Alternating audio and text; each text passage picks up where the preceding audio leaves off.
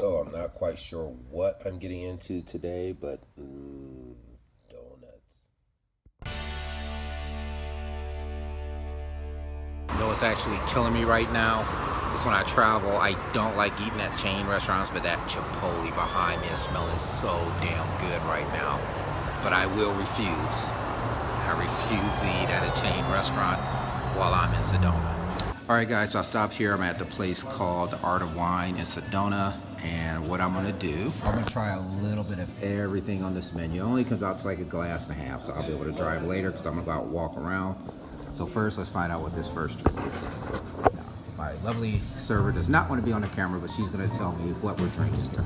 So right here we're going to be doing the Sweet Adeline Riesling. So this is a late harvested Riesling. Late harvesting, kind of exactly what it sounds like. You leave the grapes in the vine longer and you have a little bit of evaporation occurring in those berries. So you have a higher sugar to liquid ratio. Right. It's why raisins taste sweeter than grapes. So right here, this is going to be, I've just won several months ago, best sweet wine in the state. And Carlson Creek, a father-son duo, did name this after their grandmother. So their grandmother, her name was Adeline, and she only liked her sweet wines. Hence an homage to her. All right, so let's give this one a try, and I'll let you know what I think. All right, so now we are on to sample number 2. So what do we have this time? So this is going to be the Summer Rain from Suvino Winery. Now this is a Riesling like the previous one, however it is vastly different than the previous Riesling. Usually when we say a wine tastes a certain way, like this wine tastes like kiwi or melon, we're not actually taking the fruits and infusing the wine with it. Those are flavors that come out during the fermentation process. However, with this, they're doing the exact opposite. They actually are infusing this with green apple and melon. That sounds good. So our owners actually jokingly call this Hawaiian glass, and that is the best way to describe this wine. It is literally like drinking a tropical punch. All right, well, let's give this one a try. First one was delicious, so let's move on to glass number 2. Oh man, this stuff is so good. It's, like you said, it has like a green apple taste, but it's like a sweet green apple. I really can't describe it. I thought that first one was good.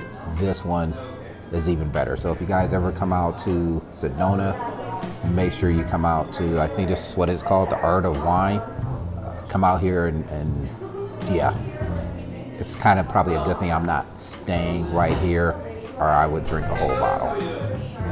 All right, so that second one was even better than first. Now we're on to number 3. All right, what we got here? So we're going to be doing the Naughty Monkey from Four Monkeys Winery. So this is a late harvested Moscato. This is actually, Four Monkeys comes from a village of Elgin Winery. They wanted to start a little bit of a more fun, more playful wine line.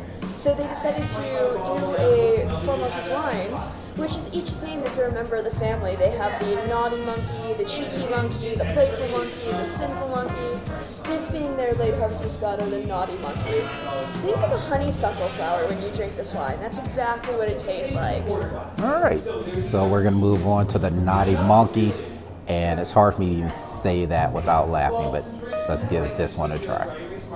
Come on, camera, stop acting stupid. Okay. All right, so now we're moving on to sample number 4.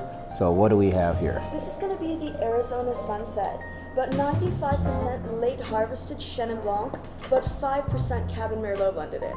So this wine right here is going to have a very crisp acidity thanks to that Chenin Blanc. However, the Cabin Merlot is going to lend itself toward more notes of what I might describe as cranberry. This is for anyone who likes a sweet wine, kind of my go-to Thanksgiving wine. It goes very well with poultry, as well as it also is going to pair very well with a lot of like spicy dishes, like spicy Thai food and curries. All right, sounds good. So far it's 3 for 3. Let's move on to sample number 4. You just put yourself in the camera, so you can't blame me for that one. All right, so we're moving on to sample number 5, and I'm starting to think it's a good idea to not have more than 5. I'm starting to feel this a little bit. All right, what's your name again? Mimi. Mimi? Yes. Mimi, you've been awesome. All right, so what do we got going on here? We do larger pours than you just said rooms. doo-doo, by the way. What? You just said doo-doo, by the way. No, we do. See? Oh, well, I apologize. We do larger pours than most tasting rooms. So usually most tasting rooms do 3/4 ounce pours per taste, or 1 ounce pours per taste. We do 1.5 ounce pours per taste. So you'll definitely feel it a little bit. Yeah, I am. I'm gonna go do some walking, get some food.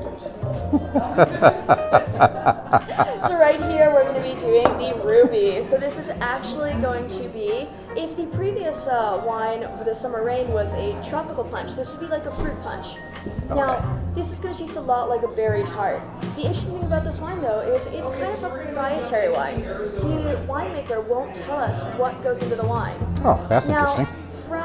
well, it's like a master baker. They don't want to tell you their recipe because then you can go home and kind of do the same thing and kind of recreate their genius. Makes sense. So with winemakers, it's similar. Now with this, with the amount that we've tried and tasted and drank, we kind of agree that we think that this wine probably is predominantly Sangiovese, a late harvested Sangiovese. But you can't quote us on that. That's just I am what not we've quoting learned you, with Mimi. tasting. All right, so we're gonna move on to the last and final sample. Let's see if I get 5 fingers in there. Sample number 5. So once again, I'm at the Art of Wine. If you ever come out to Sedona, make sure you visit this place. Fantastic service, excellent wine, And the most Arizona wines under one roof. and the most Arizona wines under one roof. So all right, guys, I just got finished up at the Art of Wine. Yeah, I'm feeling that flight. So I want to stop somewhere, get me a little bit of food, do a little bit of walking around. But I had a great time there. The staff was incredible. Mimi, if you get to watch this, you are awesome.